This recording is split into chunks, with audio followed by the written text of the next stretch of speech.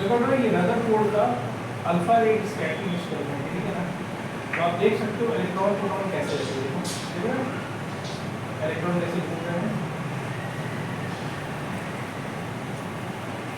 ये plum pudding model है, ये सबसे पहले जे थॉम्सन ने दिया, ठीक है। लेकिन कई सारी चीजें उन्होंने एक्सप्लेन नहीं की, इसलिए प्लम पुडिंग मॉडल को कंप्लीट माना जाता है। उसके बाद अर्नेस्ट रदरफोर्ड ने अपनी नई थ्योरी दी, ये देखो अर्नेस्ट रदरफोर्ड ने ये वाला एक्सपेरिमेंट किया जिसमें उन्होंने क्या दिया था, एक तो गोल्डन फॉइल ली थी, येलो कलर की है, शाइनी गोल्डन फॉइल, ठीक है ना। उससे उन्होंने क्या प्रेडिक्ट किया था, स्ट्रक्चर ऑफ एटम जो है, ठीक है ना। तो जो बीच में है ये प्रोटॉन और न्यूट्रॉन है, और इसके अराउंड इलेक्ट्रॉन जो है घूमते हैं, और बीच में क्या है, न्यूट्रॉन और प्रोटॉन, ठीक है। अब देखो एक उन्होंने रेडियो एक्टिव सोर्स लिया, रेडियो एक्टिव सोर्स क्या करते हैं, बेसिकली अल्फा पार्टिकल्स को एमिट करते हैं, ठीक है। आई बात समझ, और अल्फा पार्टिकल्स बेसिकली जैसे हीलियम में 2 प्रोटॉन और 2 न्यूट्रॉन होते हैं, और उनका मास 4 यूनिट होता है, चार्ज कितना होता है 2 यूनिट्स।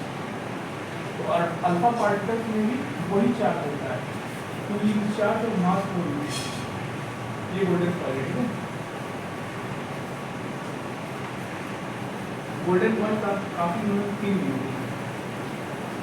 ये दिख रहा है अराउंड गोल्डन फॉइल के अराउंड क्या है, जिंक कोटेड फ्लोरोसेंट स्क्रीन या जिंक सल्फाइड की स्क्रीन कहते हैं, ठीक है।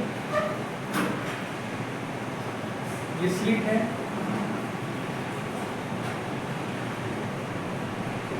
ये देखो रेडियो एक्टिव सोर्स से क्या हुआ, अल्फा पार्टिकल सीधे गए स्लिट के लिए, ठीक है। सारी बात करते हैं।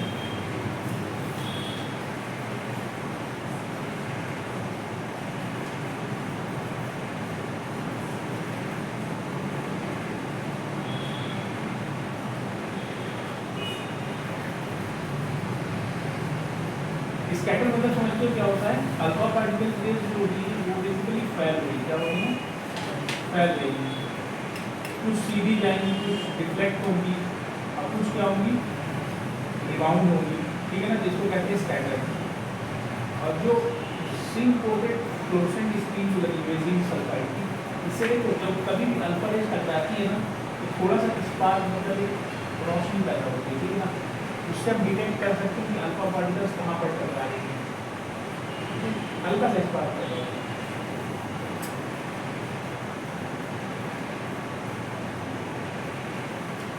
देखिए most of the fast moving alpha particle pass straight through the golden foil.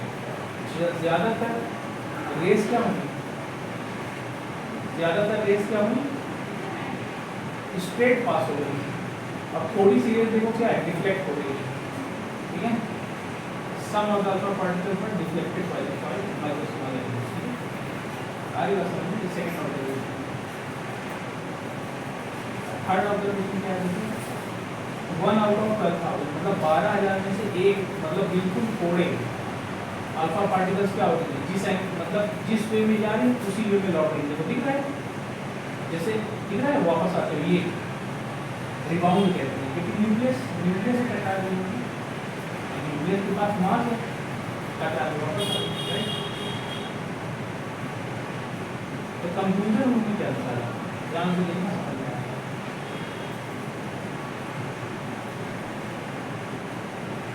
देखो जो अपनी बेसिकली गोल्डन फॉइल हमने लिया है उसमें मिलियंस ऑफ एटम्स होंगे कि नहीं होंगे। देखो रेस क्या हो रही है, बेसिकली सारे एटम से टकरा रही हैं, तो जो न्यूक्लियस से टकराती है तो रिबाउंड हो जाती है, ठीक है। कुछ रेस डिफ्लेक्टेड हो जाती है न्यूक्लियस की पॉजिटिव चार्ज की वजह से, और ज़्यादातर हॉलो एरिया है, हॉलो एरिया में स्ट्रेट निकल जाएगी, है ना। आ रहा है बात करेंगे।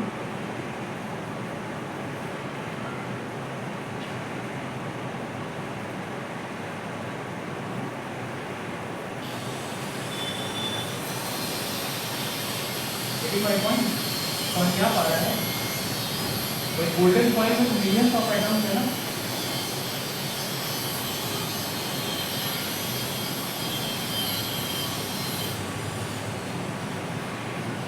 उन्होंने nuclear model of an atom दिया।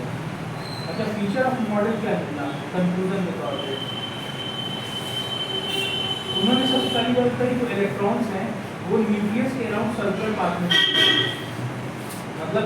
मतलब जो इलेक्ट्रॉन्स हैं वो न्यूक्लियस के अंदर नहीं रहते, वो न्यूक्लियस के अराउंड घूमते रहते हैं। दिख रहा है डीप न्यूक्लियस है।